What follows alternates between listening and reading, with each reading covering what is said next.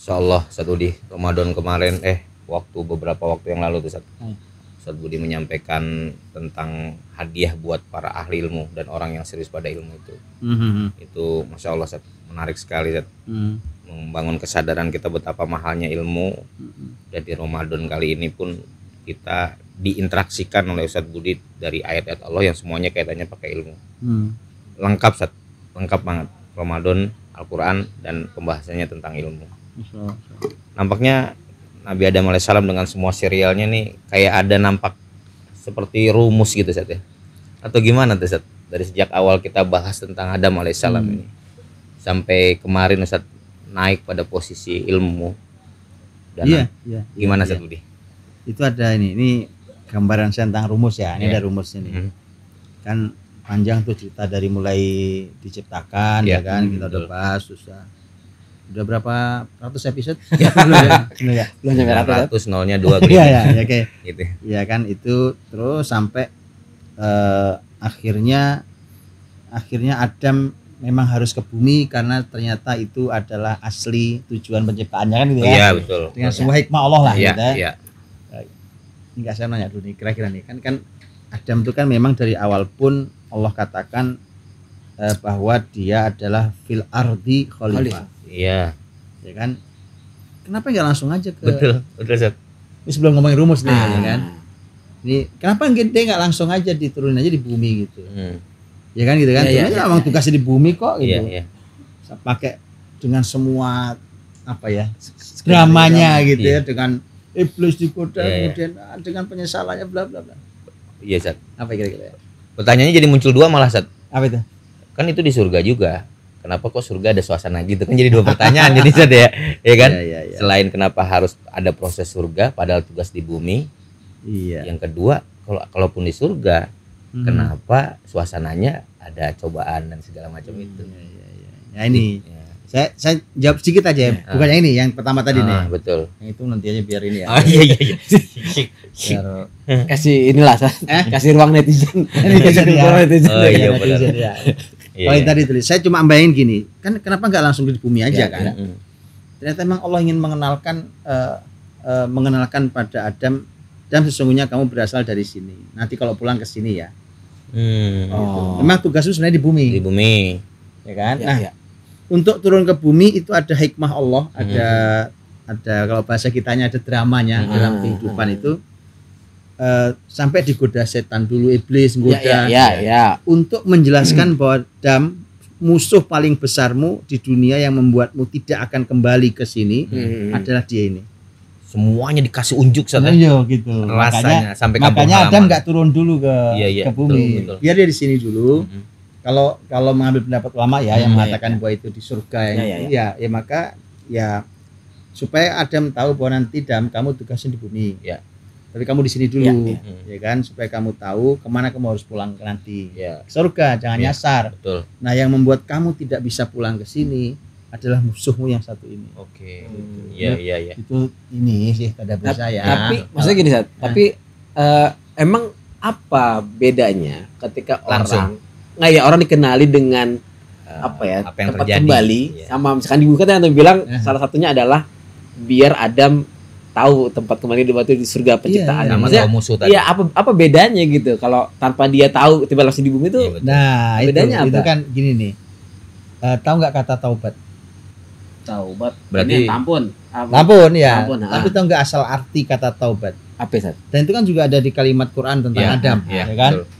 Karena begitu Adam nanti digoda, kemudian Adam itu belajar ilmu bagaimana caranya minta ampun. Kemudian fatalaqa Adam, kemudian nanti Adam mengucapkan Rabbana zalamna anfusana. Kemudian kan fatalaqa Adamu min rabbih kalimatin fataba alaihi. Oh, fataba itu saja. Maka Allah menerima taubatnya. Kata taubah, tabayatu taubatan itu dalam bahasa Arab artinya kembali. Balik. Iya, paham Zat. Karena taubat itu paham Zat. Gimana? Ngerti saya mulai coba ngerti menurut perasaan saya. Jadi nggak mungkin orang bisa bertaubat kalau dia nggak tahu tempat kembali karena definisinya kembali. Ini pelajaran buat keluarga nih ya. Ini bagus banget nih. Ini dulu sebenarnya nasihat ayahanda saya almarhum. Kenapa kenapa di usia-usia kecil, di usia muda itu perlu banyak kenangan ketaatan. Ya, Rob. Ini kenangan ketaatan nih. Umpamanya dia rajin ke masjid, mungkin dia belajar Quran banyak, mungkin dia pesantren, mungkin. Itu bukan tidak manfaat. Dulu kalau kata nasihat ayah saya begini nih, itu sebenarnya untuk mengenali sebuah tempat dari mana kamu kembali, dari mana kamu bergerak. Kalau mudah-mudahan tidak terjadi, kalau ternyata kamu suatu hari sesat jalan, kamu tahu kemana kembali. Iya. Gitu. Itu kan taubat namanya. Iya. Jadi kamu, masalahnya kalau dia tidak punya kenangan indah tentang ketaatan, nggak tahu tempat kembali. ya susah. Kemana ya? Saya mau kembali kemana? Enggak. Benar. Saya kembali kemana gitu. Itu. Oh, jadi itu pentingnya. Itu pentingnya tahu tempat kembali. Kenapa tadi ada drama di surga itu? Lah, ini kan udah mau pulang kampung. Iya. Lebaran lah kamu. Iya. Ya kan? Iya. Udah dikit lagi. Iya kan? Iya, udah masuk-masuk. Nah, Iya, benar. tahu tempat kembali itu indah loh. Betul. Iya kan? Maaf Sat, agak Iya. mundur dikit. Kalau begitu, orang yang biasa masa kecilnya dilakukan aktivitas yang bagus-bagus, yang bisa membuat kenangan baik itu, tiba-tiba misalnya Sat ya, di masa mudanya ada kesalahan-kesalahan gitu, itu berpotensi dia akan kembali lagi. Kembali. Ini ruang istimewa Sat bagi para pemuda-pemudi yang betul. Jangan makanya kan Quran sendiri ya mengatakan jangan pernah putus asa dari rahmat Allah. Ya kan? Jangan, yang putus asa itu hanya orang kafir. Kalau ulama mengatakan jangan pernah menutup hidayah orang lain. Jangan pernah berkata bahwa Umar itu tidak akan pernah masuk Islam sampai keledainya masuk Islam. Jangan begitu. Sehitam-hitamnya orang gitu ya. Hidayah itu tetap mahal. Apalagi mereka yang pernah punya kenangan ketaatan. Kurikulum. Ya, mereka kembali itu jauh lebih mudah karena tahu saya pernah baik. Iya. Saya pernah kenal Quran, saya pernah sholat, saya pernah ke masjid, saya pernah ini semua. Ustadz sebagai guru ada nggak santri-santri tiba-tiba agak nakal terus ingat ada Ustadz Budi?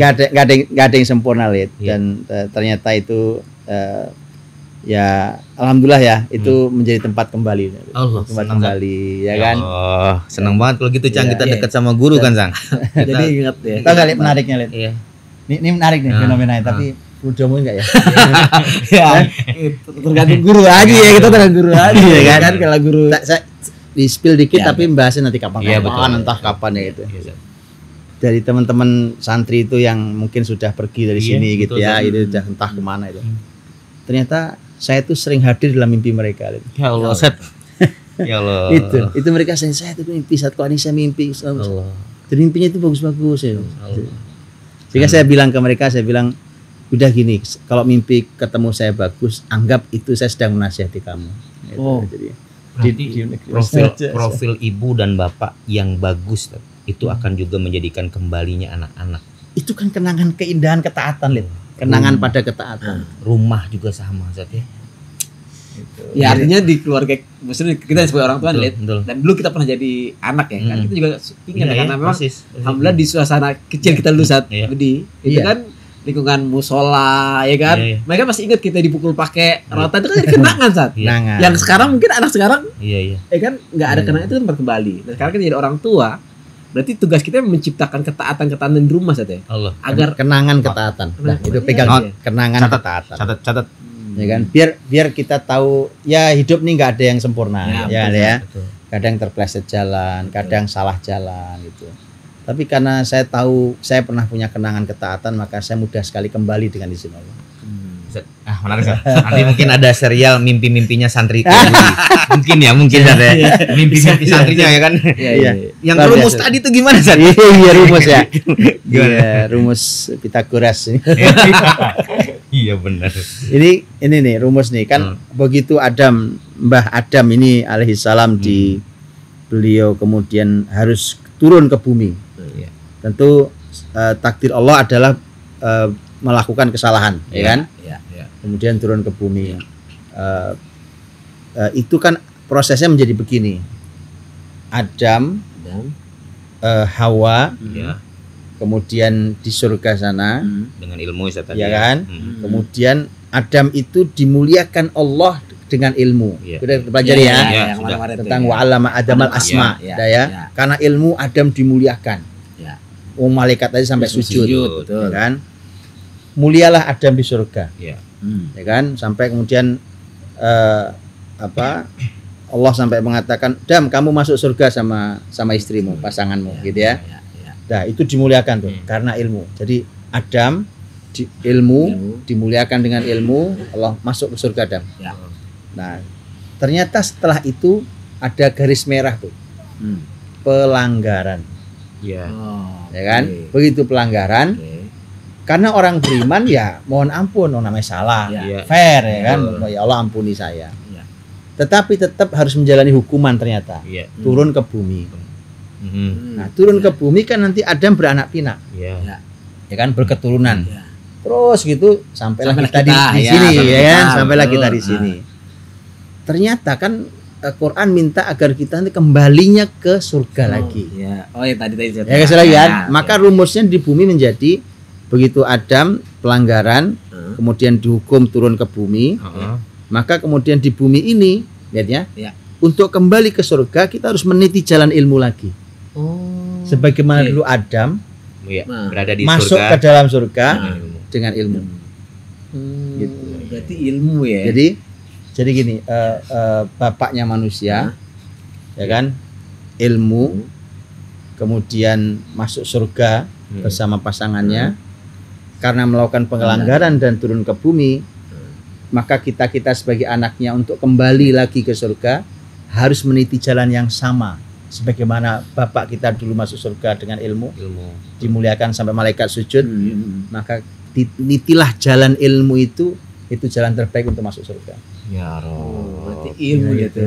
Ilmu. Kan itu jelas ya. Kalau contoh ya. Contoh di hadis Nabi kita semua hafal terkenal nih. Man salaka tariqan yaltamisu fihi ilman sahhalallahu lahu bihi tariqan ilal jannah. Orang yang menempuh jalan untuk menuntut ilmu, maka akan dimudahkan jalannya menuju surga. Jelas banget. Jelas benar, Ustaz. Benar. Jelas banget. Karena itu kata kunci bapak kita dulu masuk surga. Maka kita pun begitu. Itu kira-kira rumus. Paham. Berarti Nabi Adam sekarang ini ceritanya berarti Nabi Adam sekarang sudah berada di dunia. Kan gitu ceritanya. Nah, sekarang dia mau jalani nih ilmu nih. Jalani supaya berproses ilmu nih. Akan kembali ke karena mau bertarget pulang balik kan. Nah, itu langkahnya kayak gimana? Gini. Makanya setelah ayat Adam kemudian harus turun. Kata Allah, "Qul nahbitu minha jami'an." Kalian semua turun. Gitu kan, turun. Ya Adam, ya istrinya, ya iblis turun, semua turun.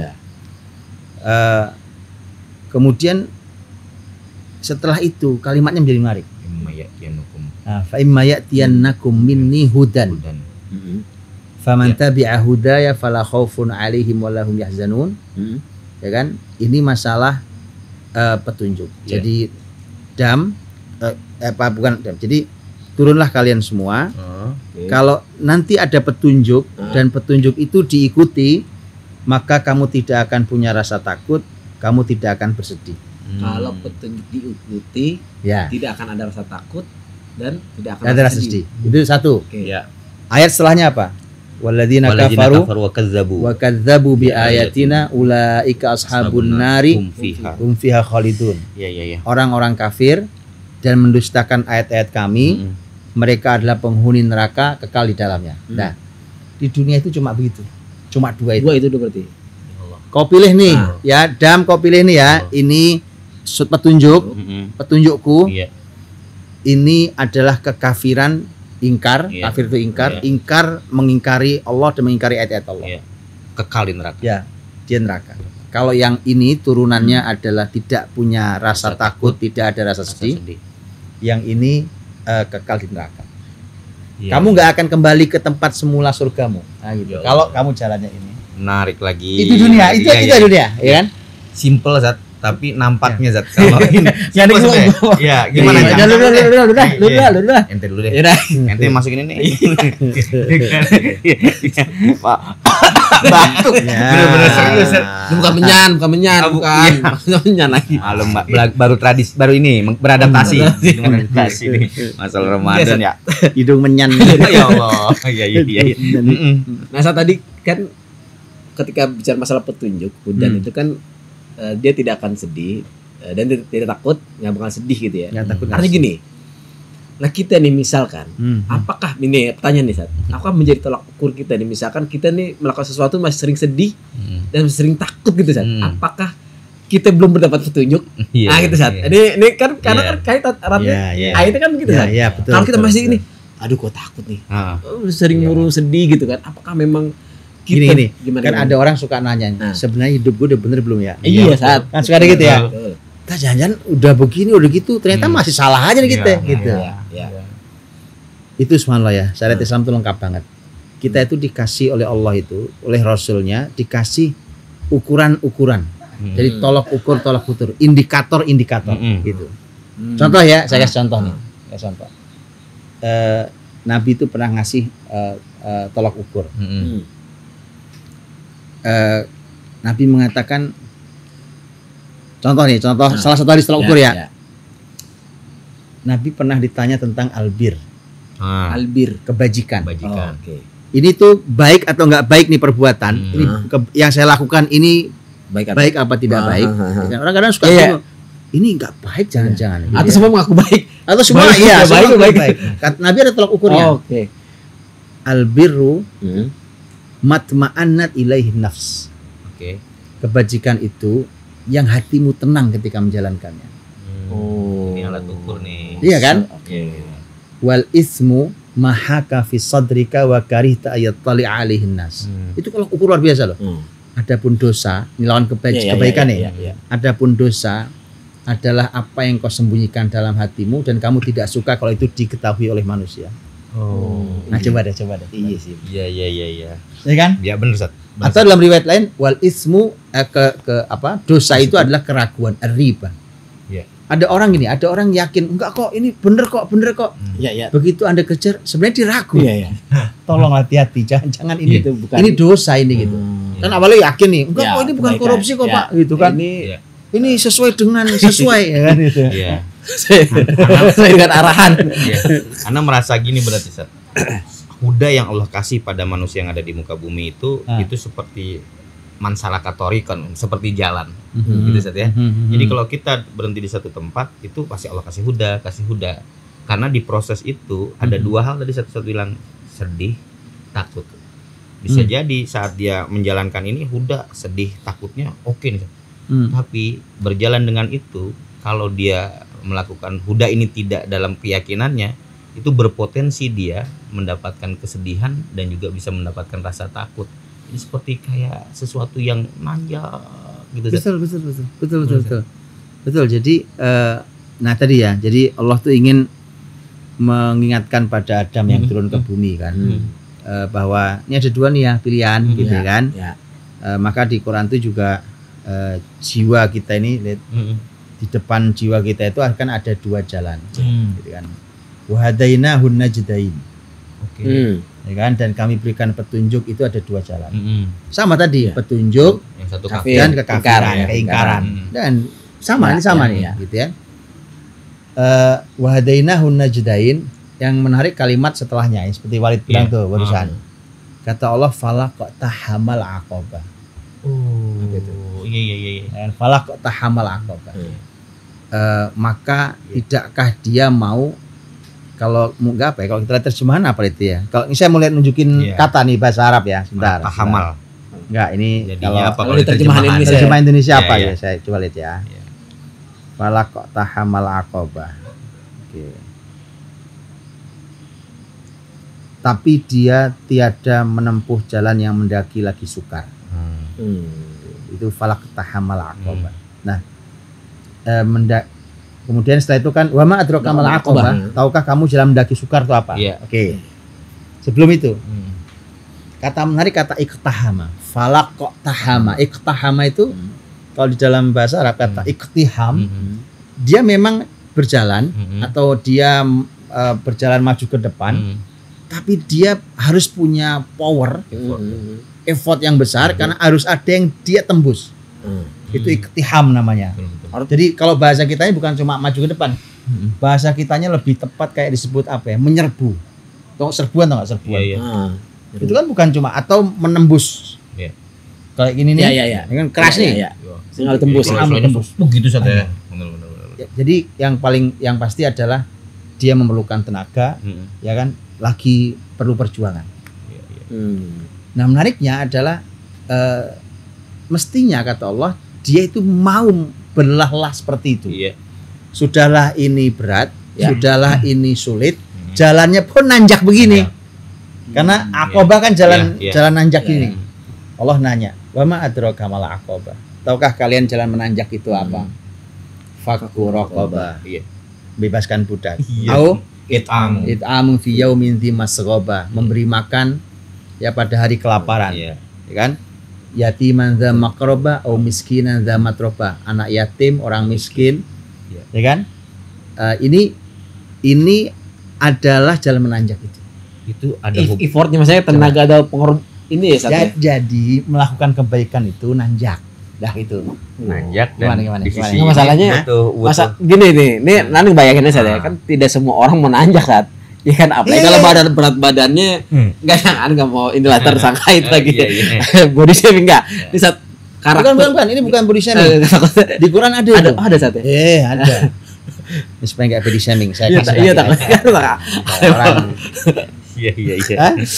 Iya, nanjak, lihat. Iya, paham. Ini karakter kan. Kita nanjak nih, kan kita nanjak lagi. Iya.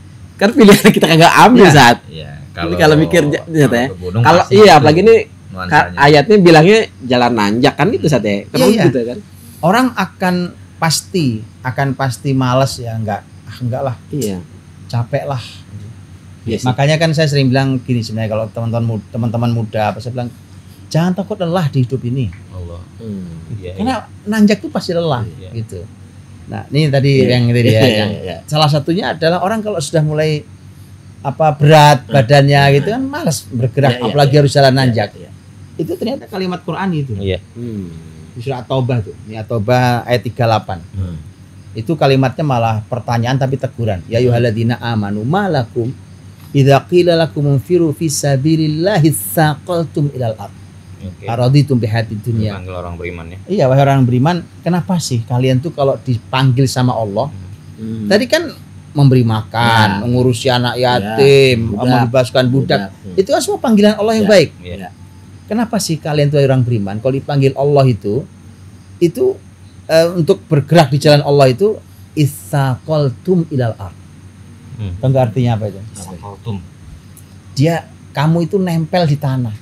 Nyeret berat kata sakol tuh mereka sakol itu berat. Tadi berat badan itu badan itu udah nempel aja tanah, udah bergerak udah mager sat ya, mager orang bilang keberbahan udah ogah dan ini gini ya Pak. Nyender pules. Nah itu sampai ada kalimat di dalam salah satu kitab tafsir itu kalimatnya itu karena gravitasi dunia terlalu kuat menyedot dirinya. Itu cara menghibur cara menghibur aslinya Pak. Memang yang Ramadan ini saat berasa saat. Ramadan sekarang kan Ramadan tuh ya tarawih kan kita memang betul. Itu kan kalau yang berasa beratnya saat. Ya kan Ramadan nih kan. Tarawih yang apalagi ngambil yang singkat-singkat ya kan itu kan juga dari imam yang ujungnya kuluh ya. Enggak, artinya apalagi nanti ya itu kan berat semua saat ya kan puasa berat. Kemudian nanti makanya kan pembahasan Ramadan itu pertama panggilannya ya alladzina amanu kutiba alaikumusiyam kan iman yang dipanggil. Benar. Yang dipanggil tuh bukan wahai orang-orang yang berilmu, bukan. Bukan. Yang dipanggil tuh wahai para akademisi, bukan. Orang perkasa juga bukan. Wahai orang-orang yang nge-gym tiap hari, bukan. Artinya fisik kuat nih. Saya bilang yuk kita tarung fisik. Caranya adalah kita sholat tarawih. Ya kan, badan bengkak-bengkak ini berdiri 5 menit udah gak kuat kan. Ya kan, kenapa? Karena memang Ramadan itu baru bisa dijalani dengan nikmat hanya bagi yang imannya terpanggil. Ya kan gitu kan. Nah makanya pembicaraan Ramadan itu pembicaraan langit kan. Ya kan, bicara tentang surga yang dibuka, neraka yang ditutup, bla bla bla gitu ya. Nah itu kenapa kalau Ramadan tuh ibadah lebih ringan.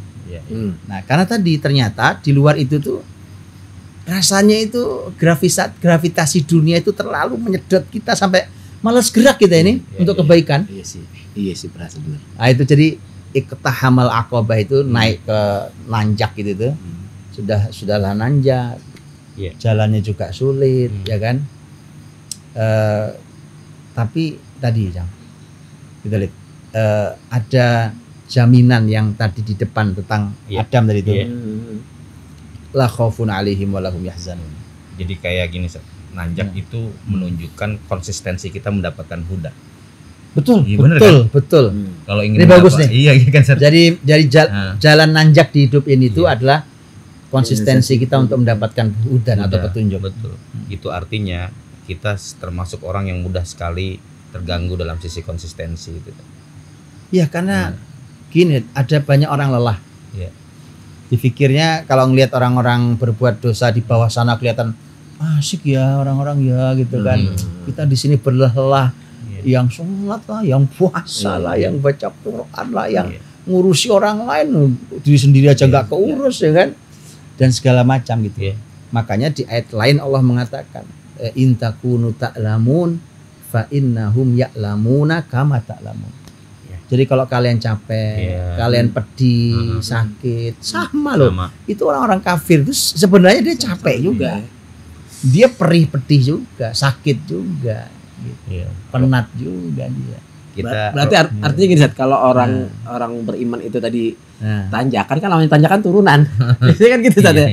Berarti artinya ada hiburan. Orang kafirnya itu berarti gelinding aja deh. Saking mudahnya. Karena kan lawannya cuma itu doang kan. Atau dia diam aja situ. Tadi yang istaqaltum ilal ard. Dia duduk aja situ, udah malas ngapain, enggak lah, saya di sini aja. Udah sana jalan sendiri aja lah. Dia tadi dunia ini terlalu menyedot dia sehingga dia malas bergerak untuk ke langit. Tapi Allah baik banget menurut aneh ya. Baik tuh artinya sudah tahu ada huda, terus tiba-tiba ada inkonsistensi, tapi pintu manapun Allah seperti tetap kasih huda buat manusia selama hidup di dunia. Begitu ya teh. Tetap bahkan kalau kita kepleset, namanya naik kita naik bukit kadang-kadang kepleset ya kan. Mungkin kadang lutut sudah mulai gemetar ya kan. Mungkin nafas sudah mulai terengah, kemudian mungkin sudah mulai lelah. Apalagi kalau kita merasa kok sendiri ya, sepi ya gitu kan.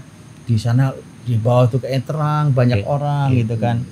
Kenapa saya sendiri? Kebayang lihat ya. Jangan. Jadi bayangkan kayak begitu tuh.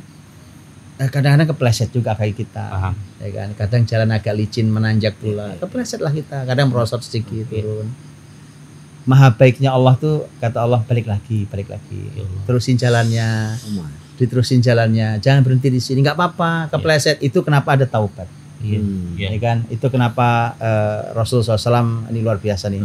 Hadisnya Nabi katakan Allah itu membuka kedua tangannya di siang hari untuk menerima siapapun yang bersalah dan berbuat dosa di malam hari. Dan Allah itu membuka kedua tangannya di malam hari untuk menerima siapapun yang berbuat dosa di siang hari. Allah ya Rabb. Ya jatuh kepleset kita nih kadang-kadang ya kan. Agak ada yang sempurna. Keluarga kita, anak kita, pasangan kita, kita siapapun tidak ada yang sempurna.